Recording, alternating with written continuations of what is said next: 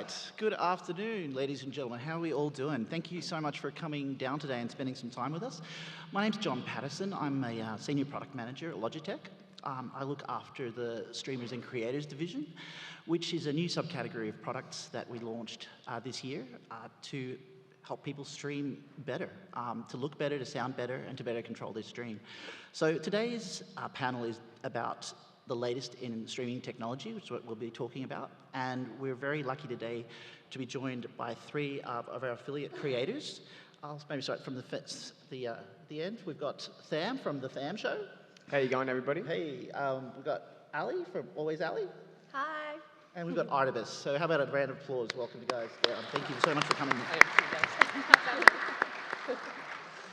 So, although this is obviously sponsored by Logitech, the guys have got complete freedom to talk about any products they want. It's all about, being real and letting you guys know, what's the best investment you can make to improve your stream. So, let me get straight to it, and just maybe again we'll start at the end with Tham. For people that aren't familiar with your guys' work, do you want to talk a little bit about the nature of what you do, what your stream's like, what platforms work for you, kind of amount of followers? Do you want to go for it, Tham? Yeah, sure. So I mainly stream on Twitch, and the whole purpose of my stream is to create anything entertaining or out of the ordinary. So I'll do a lot of charity streams where I try to raise money. I did an online beer pong tournament to raise awareness of COVID during lockdown. I did some torture streams where I listened to the same song on repeat for 16 hours with all proceeds going to charity. That's and cool. Just something that's very unique for the audience. That stresses me out. Yeah. Nice. Yeah, cool. So I stream exclusively on Twitch, and I guess my channel's a little different, as I prefer to take a little bit more of a creative route. I am a body painter, so that was kind of specifically what I did for the longest time, but I don't mind delving into gaming, and building Lego is currently my thing at the moment, so yeah. Nice. Cool. I'm Artemis. I also stream exclusively on Twitch. I've been streaming on Twitch for about 9.5 years, so my content's really kind of changed throughout that time, I suppose. But I've mostly streamed like competitive FPS titles. So I streamed predominantly Call of Duty for the first few years, but now I sort of play like Overwatch, PUBG, any kind of like Battle Royale type game, or basically anything competitive is what I like to play. Cool. Maybe we'll start from this end. What's the gear that makes the biggest difference to you? Like in terms of importance, or maybe something you bought that made all the difference lately? I think for me personally, I'm not a very tech savvy person. I have a lot of help from my friends like Joseph, my ex-housemate, like setting up basically everything for my stream. Everything always goes wrong when I touch it, so I try and stay like as far away from technology as I can. But I think the easiest thing that I've got now in my setup is actually the Glow, which I've had for a couple of months now. Lighting is something I've struggled with pretty much since the start of streaming. Like, I've never been able to make it look good. But that's really easy because it makes it look more natural and not like I'm super white all the time or super orange. So I think that's probably like my favorite and easiest thing to That's use. something we'll talk about later. I guess a webcam's obvious and a microphone hopefully is obvious, but people often underestimate how important lighting can be, so that's interesting you say that. Ali, is there? Well, probably like Sarah, I am not at all tech savvy, and I like to just be able to plug things in and hope they work. So I would probably say all my wireless stuff, like my keyboard and my mouse. So I have the G502 mouse. That was a game changer for me. I was just using, just one that I'd bought when I first started streaming. So it kind of was like my benchmark mouse, and I really enjoyed that because the G502 mouse is incredible. It changed my just changed everything because I'd never had the buttons before, and I was like, oh, I'm learning buttons now. So probably that. I would probably say the exact same as Ali, that anything wireless, as I can get a little bit crazy on my stream sometimes and do some dumb things in my room, the flexibility of actually having the wireless headphones, if I do a backflip on the bed or something stupid like that. Not well. Do one now. But yeah, I might break my neck if I did that. But yeah, I'd say anything to do with wireless. The G915 TKL keyboard's really good as well because I've taken it to events, gaming events for Counter-Strike. But I'd say the Wireless Pro headphones are the best by far because they're that good and I can actually do what I want in my room Yes, and around. can I second that actually? Because I've had headsets, like wireless headsets, that have literally pulled out chunks of my hair. Oh, 'Cause yeah, I'm me too. forever like moving my hair like this on stream, and I've had to pull out chunks of hair, and it's the only one that I don't have to. So I second that. Nice. Nice. There might be people out there who are just starting streaming at a more, I guess, amateur point than where you guys are at. And can you talk about, like, over time, how you started, and then maybe how your setup evolved over time? Was it a moment where you're like, you know, I'm going to have to need a better piece of gear?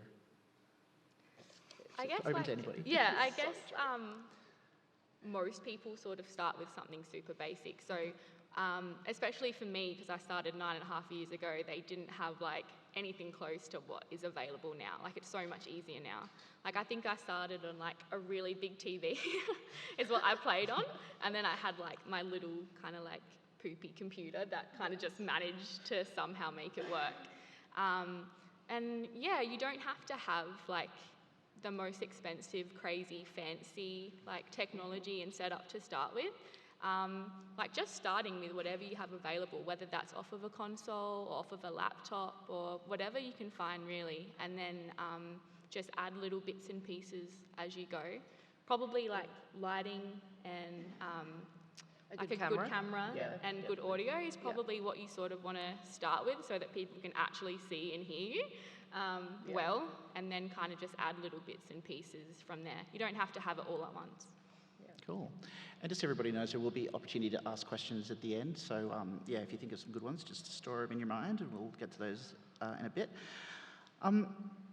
If we talk about how you think about your streams, and I guess growth is a big deal. You want more people watching you. You want to talk about some strategies that have worked for you guys to grow your stream? I'd probably say like finding your niche, but enjoying it at the same time. Don't stream something that you don't enjoy just for viewers, because people are gonna see. Your viewers are gonna notice that you're not enjoying what you're doing. And if you're not enjoying it, no one's gonna have fun watching it. Yeah. So. Yeah. Cool. Sam, any thoughts there? Yeah, I found that my niche with Counter-Strike early on back in the day, that I played a lot because I was trying to go pro, and my audience was mainly just Counter-Strike, and then I kind of wanted to branch out, wanted to do better for the community, so I started running some tournaments while also keeping that niche community close, going into charity events and doing some other things like that. And then this year, a big thing for me was being on Beauty and the Geek. That also brought in a much wider audience. So now I have the niche esports community while also the wider gaming audience, and kind of merging that together and like sticking to my roots with Counter-Strike, but also branching out and never wanting to be stuck in the same place. I think with like actually growing your audience as well, no matter what you're streaming, whether it's more competitive style of game where there's not much room to be playing like with other people, or it's something that requires like more focus, I think it's important for growth to try and find something, whether it's like a day a week or a day a month, or certain games that you choose where you can have like more community interaction, because that's essentially like what people are there for. So the more that people can be involved with your stream, I think that's really like where the growth comes from and what will bring people keep coming back. Yeah, I completely agree. Having a good schedule and sticking to that schedule is really crucial as well. Yeah, schedule, definitely. Yeah. Cool. If we talk about gear again, like what's the next thing you want that you think, oh, I'm saving up for this, it's going to make all the difference, or take you to the next level of quality? Mine would probably be either better lighting or a DSLR camera, just to upgrade the quality of everything. But my setup at the moment, I'm very happy with it.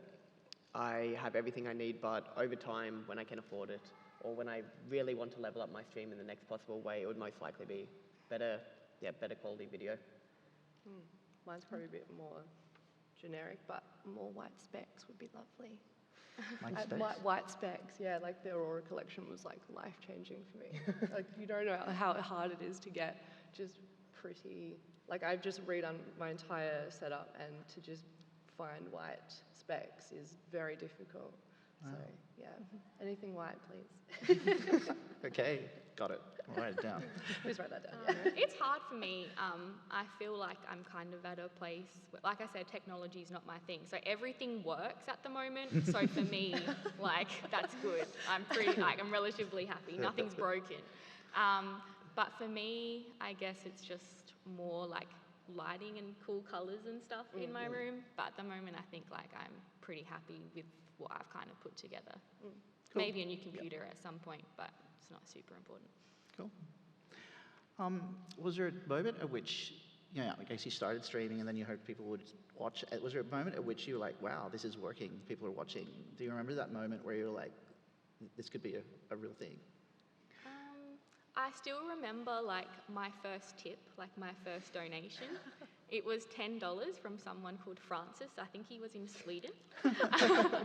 And just the idea, I'd kind of just put it up there because that's what other people were doing. And back then, like donations and things like that weren't much of a thing, and there was no Streamlabs, no Stream Elements, nothing fancy. It was literally just like a bar and the name would kind of come up. And even that was like amazing. That was so cool. And so when someone, I think it was $25. Yeah. And just the idea that someone from Sweden liked what I was doing and wanted to give me $25 to like better my setup and just to say that he liked my content and what I was doing, that's when I was kind of like, this is kind of cool. Like, not that I wanted more money, but like, it was just cool to me that someone cared enough to do that. So, yeah, that was like a turning point for me, I think. Cool. Yeah. Yeah. I'd say, well, I'd never even heard about Twitch before. And for those of you who don't know, myself and Sarah, we went to uni together. And so my background's in makeup artistry and special effects. And she actually messaged me out of the blue one day, was it a few years after uni, I think? Yeah. And said, hey, like I've got this idea for like my streaming content. I don't know if you know about Twitch. Would you come along and do some makeup for me? Like Halloween stuff, scary stuff. Yeah. And like classic Ali, I'd just gotten out of a relationship and I was like, yeah, just say yes to anything. So I was like, yeah, cool, I don't know what it is, but I'll rock up. And I rocked up and I was like, this is intense. And I remember she like went to the toilet at one stage and I was just like, hello. Yeah, I was like, just entertain them, I'll be right back. And she was like, hey Twitch, what's up? But I think that kind of really, it blew my mind. I was like, I can't believe this is even a thing. Like, I'd really like to explore this avenue. I'd always played games. Like, my dad played games when I was a child. I'd play with him. So I'd always played games, and it was just an amazing opportunity for me to kind of share my passion of gaming with the world. So yeah, I think that was kind of, I think your stream was like the reason that I, had my moment. I think mine would have had to be one of my charity events, where seeing so much of the community get around such a good cause, it's never something I thought would ever happen or I would see or be able to manage. But the biggest thing is just seeing everyone come together for a really good cause and actually sticking around, enjoying the content and wanting more out of that. And that to me was just something special and made me realise it can be done. Yeah, so. Nice. Maybe finish up with, if you could have some advice to give people who are just starting, what would be your biggest piece of advice if we distill everything we've kind of talked about here today? Artemis? Yeah, probably kind of reiterating things that we've kind of already said. Just play or stream whatever you're enjoying. Don't worry about the numbers, because the numbers will change all of the time. Yep. You have a week off or a few weeks off and then you come back and it's like, not starting all over again, but It takes some time your to get growth back. will, wane over time. It will be always different. So yeah, just enjoy yourself, have fun. Don't worry about the numbers. Try not to get too caught up in like community drama with other streamers. I've kind of like just not stuck to myself, but I'm relatively, I stay in my own lane, yeah. And just have fun. Try and get to know the people, like if you want to, the people that are like watching your stream, and just have fun. And don't care what other people say, no negative things, just, I'd probably say, sort of coming off of what Sarah has said, it is good, like I definitely try and stay in my own lane as well, but also meeting other streamers on Twitch and, sort of going out into their channels and talking to them as well. Like I've met some amazing people that are content creators on Twitch, and, for that it's definitely helped my stream, but, at the same time I've learned a lot of things from them as well, so yeah, branching out on Twitch, I'd say. Nice. I would say the biggest thing is just starting and not caring about anybody else or what you should be doing. Just starting, having fun and enjoying what you're putting out there. If nobody else is watching or only a few viewers, at least you're doing what you want to do. And I think that's the biggest thing. There's too many streamers that will go out there and just do something that caters to the audience that they're not enjoying. And people will be able to tell, and eventually, in the end of the day, you just won't like what you're doing. So just starting and having fun with what you're doing. That kind of piggybacks off what we were talking about earlier as well. I've talked to so many like friends or just like people, like community members who have been saying for like a couple of years that they are waiting to start streaming, and there's always something like that they need to buy first or something that they need to get first before they feel like they can start. But like we said before, just with whatever you have available, if your stream works and you have some gear that will work, just get started, and then you can build all of that kind of stuff as you go. Yeah. Cool. Thank you so much. Before we open up to questions, is there anything you want to add? Have you kind of said everything you feel you need to say about your gear and everything? Yeah, I think so. Yeah, I think Cool. so. All right, well, if we could get the house lights up a little bit maybe, and if you have a question, if you want to raise your hand, I believe, is there microphones around, Mr. Soundman? Mr. Sandman. Cool. There's one on What's stage. that? Okay. Oh, just over on the little pillar. Podium? I don't know. Thing.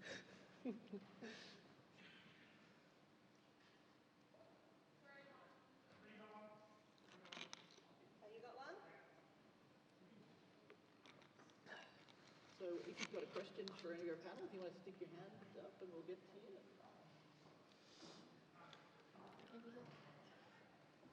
Thanks.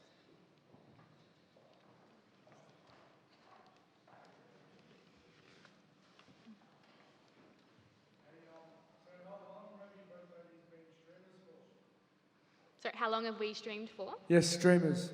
Yeah, I've streamed for about 9.5 years. And myself about 4.5.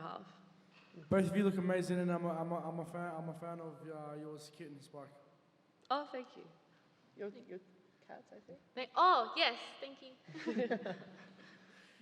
When it comes to sort of the area that you do set up for work, was there a point in your career where you sort of changed from like anywhere in the house to like, this is my stream zone, I need to have a professional background? And did you notice a difference in how you felt about, how serious you felt about your streaming in that environment, and how your viewers maybe responded with a more like professional look? Did you have that journey? Sort of. So obviously I started 9.5 years ago, so I still lived at home, like my family home when I started. So I started in my bedroom. So initially I had my bedroom in the background.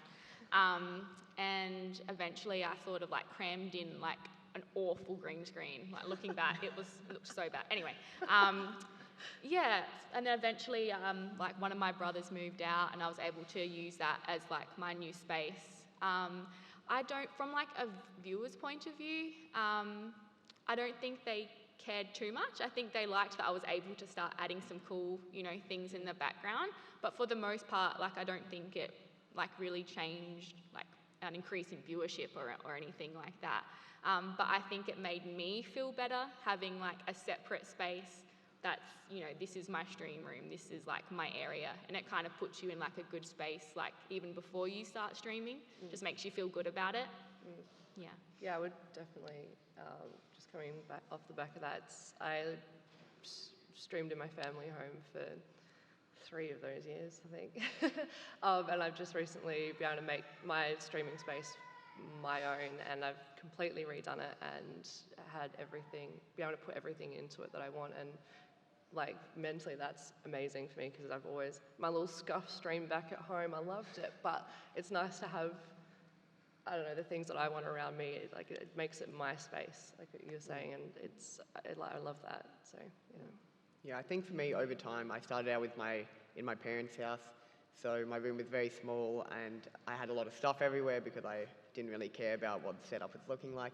But over time, it's gradually moved on to a better looking stream in the background. I still stream in my bedroom, but I make sure everything's clean and everything's gaming related or looks very comfortable, so it looks comfortable for the viewer. Cozy stream. Exactly, a cozy stream. But yeah, I feel like the viewer doesn't care too much as long as you're still there doing content, having fun, and just playing, having fun with the community. I think that's the biggest thing. They don't care too much about the background, or I'd hope not.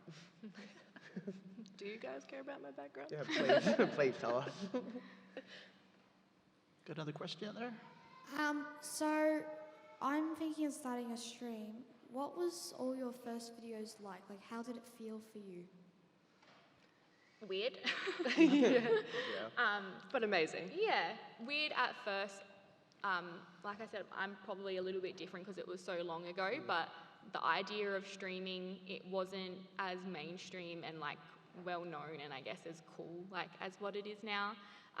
But it was weird with just the idea that people wanted to watch, but it was also really cool at the same time. So you might feel a little bit strange at first, having like different people that you don't really know like come into your stream. Yeah, it can be a bit weird, but everybody's new and you get time to experience a new person and chat with a new kind of person, get to know their story while playing games or having something fun. It's And always learn so much as well. Yeah, exactly. Yeah. But yes, it could be weird. Is there any more questions out there?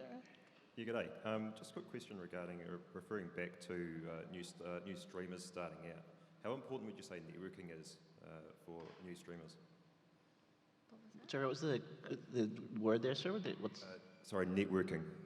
Oh, networking. Oh, networking. Oh, Well, yeah, I guess, I mean, maybe I'll take this one, but I found, like I sort of was talking about before, when I did sort of go out and meet other communities in the Twitch space, that did help bring a lot of other people into my stream as well, because they're like, oh, like I saw you through this person's stream, I appreciate what she does, and you guys are really similar, so I really like your stream as well. So I think networking is important, but just sort of, yeah, I don't know, just like picking streams also that are similar to yours as well.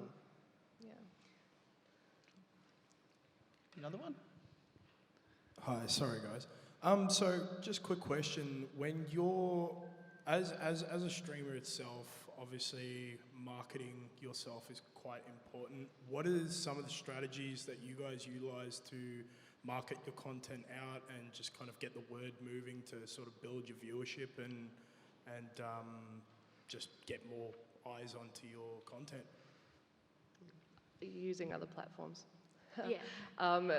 With at least the way that I work, I try and funnel everything into Twitch. So whether that's TikTok, Instagram, YouTube, I've got it, and it's all going to funnel into that one place where that's my main, my main platform is Twitch. So. I think, well, especially for me, like I think Twitter is probably like the most important social platform, like that kind of goes hand in hand with streaming. I think it's kind of just gaming in general. Twitter's like used the most. So being as active as you can on Twitter and connecting with other streamers on Twitter, I think is a great idea. Yeah, being active is a really big one, especially on Twitter. I've found Twitter is where I get organically most of my Twitch viewers, and then with Instagram playing another part in that. But being very active and just doing a wide variety of different content that all, like you said, funnels down into Twitch. Cool. Hey guys, this is more of a question for each of you. What software are you using? Streamlabs, OBS? I use OBS, just the normal version. Yeah. I use both of them, depending on what I'm doing. If I have to do something really quickly, I'll usually open up Streamlabs. But if I'm doing a much more technical stream that's going to last for a lot longer, then I'll always use OBS. We might just get one or two, maybe two more questions, because then we're going to move on. So. No worries. My quick question is, do you still recommend Twitch as a starting platform, or would you want to go to new platforms like TikTok Live or YouTube? I would say Twitch is a really good starting platform, but you can also juggle with the idea of maybe streaming on TikTok Live as well. I've seen a lot of creators start to do that. That way you get to branch out to different audiences while also being able to, again, funnel into Twitch. One more question? And when I say that, the guys I'm sure will be happy to meet you afterwards and answer your questions. Just we've got the hall for a limited amount of time and still got to talk about some other stuff, but please. Yeah, I just got a quick question for Sam. So I was just wondering, like, what made you stop playing Counter-Strike competitively and become more of a streamer? And also, what kind of schedule do you follow? Because you said you follow a schedule. Exposed. Good question. At the moment, I definitely do not have a schedule. My girlfriend is over from Germany, and I'm spending a lot of time with her. So streaming has been on the back foot. But I stopped playing competitively from Counter-Strike due to a complication. I'll call it a complication. Mysterious. All right, well, guys, thank you so much. Give a better round of applause for our streamers here. Artemis, always Ali, and Tham from the Tham Show. For the next 5 minutes, I'm just going to give you a very quick overview of the Logitech for Creators products, but we've got a big stand over there in the hall. If you want to know more, please come over and chat to us about that. And after that, we'll be giving away 5 prizes, some new Yeti mics. So if we show the slides up there, let's see if this clicker works. Logitech distributes the Blue microphone range, which is the Yeti's very well known, the Yeti X, the Yeti Nano, the Snowball, all part of the Blue microphone range, which sits under Logitech for Creators. So they're obviously got very good reputation. Blue's been around for 25 years plus. Plug and play USB mics, or if you want XLR mics, we make those too. We're all here using the Spark microphones today. As Ali was mentioning before, we've recently launched a light called the Litra Glow, which is a really great buy for $99. Just sits on top of your monitor and uses our TrueSoft technology. It's got 8 different settings. You can have it on all day. It doesn't mess with your eyes. Really great light. The Mevo camera we didn't mention too much, but that's if you have a stream where you need more than just one, more than your phone. You want to upgrade it and stop using your phone. You want to go to that next level, but maybe you don't want to invest thousands of dollars in a DSLR setup. For $650, the Mevo camera is a wireless streaming camera. It streams straight to Twitch or YouTube, has a 6-hour battery life, and you can have 3 streaming cameras connected to one app and very easily switch between them. So it's a very neat solution for kind of the intermediate level. And then the Stream Cam is just a really good webcam. It has both horizontal and physical aspects, so you can rotate it around. It's high definition at 60 frames per second. So that's kind of like the core range. Also going to show you a couple of new things that have recently come out. We've launched the Yetis in both off-white and pink to go with the Gaming Aurora collection, which look really cool. And again, if you come over to the booth, you can have a closer look at those. And we've also just launched what we're calling the Game Streaming Kit, which comes with a pop filter and a couple of exclusive Streamlabs skins. So there's kind of new products that launched very recently from Logitech. And then just to tell you a little bit about things that are coming in the new year, we've finally got a dynamic XLR mic that is using Blue technology inside this Logitech for Creators product. And it has a built-in preamp, so you don't need a separate preamp. Yeah, again, if you want to know more the technical stuff, come over to the booth and I'll explain it. But that's, if you're serious about your game streaming, this is a really, really great product. That'll be out in March. And we also have a new light coming called the Litra Beam, which is kind of like the Litra Glow's bigger brother. You can see it there, lots of different ways you can use it. And this image here gives you a good idea on how people could use it. That'll be about $199, and that's also coming out in March. So again, when you need something, if you want to look better, sound better, control your stream, hopefully in the future, and right now Logitech for Creators is the brand that'll have what you need. So that ends kind of like the formal part of this, and now maybe we will just give away a few prizes. So I've got my assistants here from Logitech to help, and yeah, why not? Let's give them a clap. It's Lola, Karen, and Sam. So what I'm going to do, and this is why the ladies are here, I'm going to ask a question, and it'll be the first person to raise their hand. So you have to be quick at raising your hand, and the ladies are going to look for your hand, and then as long as you answer the question correctly, you get a prize. So let's do it.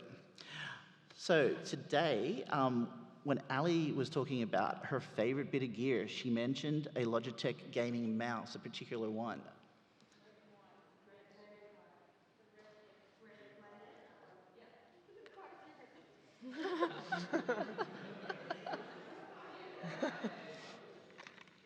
Okay, we have our first winner. When Tham was talking about the thing that made a difference to him early on, that inspired him to keep streaming, does anyone remember what he said? So what did he say? Charity. Yes, that's right. Okay, we got a second winner. All right, let's go a bit more product-centric here. Can anybody name 3 different types of Yeti microphones? Or blue microphones, let's say that. Can you speak, yell them nice and loud?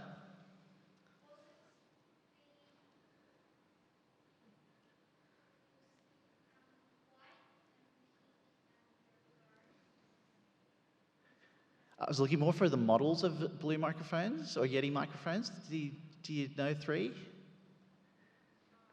Oh, sorry. Is anybody else? We got another hand.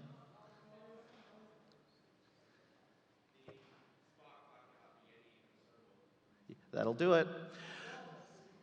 That's 3, right? Okay. This will be a tough one. I see how closely you're listening. I talked about the Mevo streaming camera. I mentioned how many you could use together at the same time. Oh. Did anybody see a first hand there? Oh, hell. All right, got 4. Okay, last question here. What's the name of the new microphone that I mentioned is out next year?